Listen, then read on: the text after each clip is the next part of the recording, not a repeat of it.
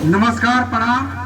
मैं अंकित सम्राट जन सुराज प्रखंड प्रवक्ता के रूप में अपने उत्तरदायित्वों का निर्वहन करता हूं। मैं अंकित सम्राट, मैं प्रखंड प्रवक्ता हूं और प्रखंड प्रवक्ता के रूप में मैं जन की जो भी समस्याएं होती है उस समस्याओं पर, उस मुद्दों पर बात करता हूं।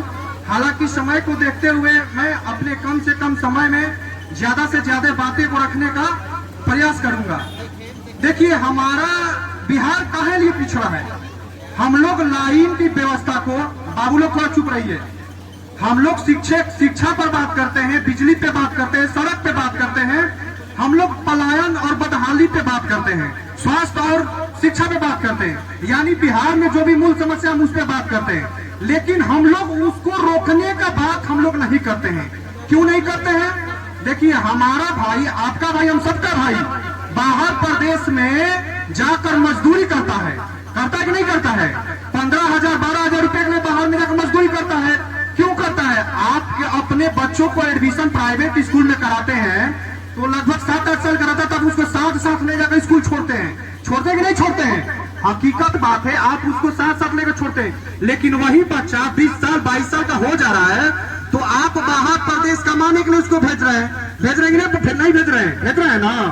तो इसी सब को देखते हुए प्रशांत किशोर जी का कहना है, हमारे बिहार में बिजली की व्यवस्था सुधरे या ना सुधरे, स्वास्थ्य की व्यवस्था 1-2 साल बाद सुधरे, शिक्षा की व्यवस्था 1-2 साल बाद सुधरे, लेकिन सबसे पहला बात है कि हमारे बिहार का नल में जल आए या ना आए, नहर में जल आए या ना आए, लेकिन हमारे बिहार में फैक्ट्री लगे। जो हमारे बिहार के मजदूर लाखों की तादाद में बाहर जाकर काम करते हैं, उन मजदूरों को बिहार में बुलाकर हर प्रखंड में 10,000 से 12,000 का रोजगार देने का काम करेगा जन सुराज। इसी मुहिम पर प्रशांत किशोर जी काम कर रहे हैं, इसी मुहिम पर अंकित सम्राट काम कर रहा है, इसी मुहिम पर युवा अध्यक्ष इम्तियाज भाई विकास पांडे जी काम कर रहे हैं। क्यों कर रहे हैं? क्योंकि हमें अपने भाई, बेटा, भतीजा, चाचा, चाची सबका जरूरत है कि हमारा परिवार भी एक साथ रहे, एक मत रहे।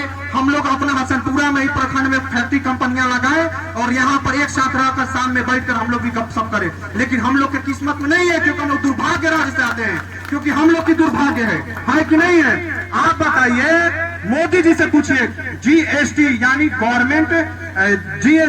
गवर्नमेंट सर्विस टैक्स हम देते हैं 18%। गुजरात भी 18% देता है, महाराष्ट्र भी देता है, मध्य प्रदेश, छत्तीसगढ़, तमाम जो अग्रणी राज्य है वो 18% GST देते हैं। लेकिन हम भी 18% देते हैं। लेकिन आप बताइए कि जो भी उद्योग लगा है, गुजरात में कहाँ लग रहा है, महाराष्ट्र में कहाँ लग रहा है? जब एक पेप्सी हम लोग पी रहे हैं, उसका उद्योग गुजरात में लग रहा है। गुजरात के भी कंपनियां 18% GST दे रही है और बिहार के भी कंपनियां 18% GST। बिहार में कहाँ नहीं लग रहा है? क्योंकि हमारी और आपकी मानसिकता दब गई है, क्योंकि हम और आप अपने बिहार में उद्योग लगाने के काबिल नहीं है। क्योंकि हम आज वोट देंगे मोदी के नाम पर, नीतीश चाचा के नाम पर, लालू जी के नाम पर, यादव जी के नाम पर, बाबू साहब के नाम पर, पंडित जी के नाम पर। तो पंडित जी, बाबू साहब के नाम पर वोट दें तो कहाँ से विकास पाए प्रभु विकास? रउआ वोट दिया अपना बेटा के अच्छा शिक्षा पर, रउआ वोट दिया अपना घर के जो सामान बाहर जाके कमाता ओकरा के बिहार बोला के अपना राज्य में, अपना प्रखंड में रोजगार देला के आधार पर रउआ वोट दी। स्वास्थ्य बढ़िया हो। रउआ एगो बात बताई, सदर अस्पताल में रउआ इलाज करावे जाता नहीं, हम इलाज करावे जाता नहीं, हम गरीब बानी, मजबूर बानी, हम आंख से अनार बानी, हम सदर अस्पताल में इलाज करावे जाता नहीं। लेकिन एगो मुखिया एगो मुखिया और वार्ड बता दी जो सदर अस्पताल में जाके इलाज कराओ तो ना।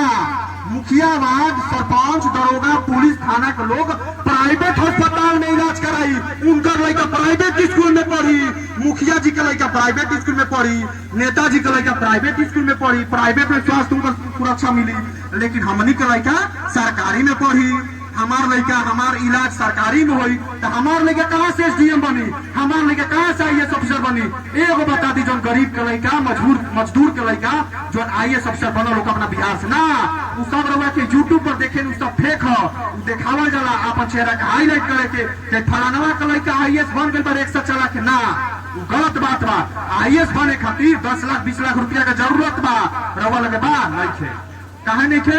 इस सब परिस्थिति के देखते हुए प्रशांत किशोर जी कहता नहीं कि हम बिहार में घूम घूम के लोग के जागरूक करें। जब तक हमारा जन सुराज अभियान चला था तब तक हम लोग के जागरूक करेंगे। तहार मूलभूत समस्या का बा, तहार तार मूलभूत समस्या बिजली सड़क स्वास्थ्य नहीं कहे, तार मूलभूत समस्या बा कि जो तार 10 लाख बिहार के युवा जाके रोजगार खातिर तड़पा तारसन गुजरात में, महाराष्ट्र में, पूना में, ओकनी के अपना प्रखंड में बुला के रोजगार दे, ओकरा बाद हम शिक्षा सुधारे, ओकरा बाद स्वास्थ्य के प्रक्रिया का सुधारे, तब जाके हमारे बिहार के लागी कम अग्रणी राज्य और विशेष राज्य में दर्जा प्राप्त करने बने। इहे सब देखते हुए अगर हमरा से कोनो बात बारी में गलती हो गई तो क्षमा चाहतनी और यही पर हम अपन बारी के समाप्त करतनी। यही के साथ हम रउआ लोग के बोले जय बिहार और जय जय बिहार के नारा दिलो एक साथ। जय बिहार, जय बिहार, जय बिहार, जय जनसुराज। यही के साथ हम अपन बारी के विराम करतन और एगो जरूरत मतलब एगो आवश्यक सूचना बाटे।